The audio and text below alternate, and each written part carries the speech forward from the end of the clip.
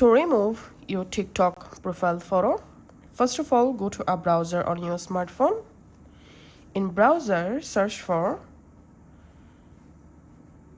default profile picture. Go to image tab.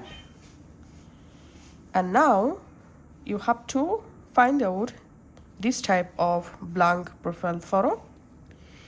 Now we have to save it. So I'm selecting a different one, maybe this one. So save or download the blank profile photo image.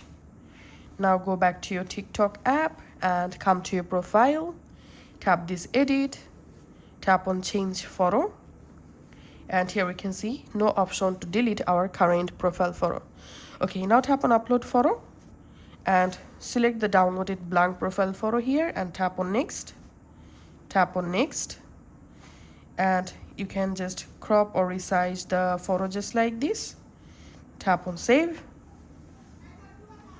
And going back to my profile, and as you can see, now I have a blank profile picture. So that's how I can actually do it. Thanks for watching.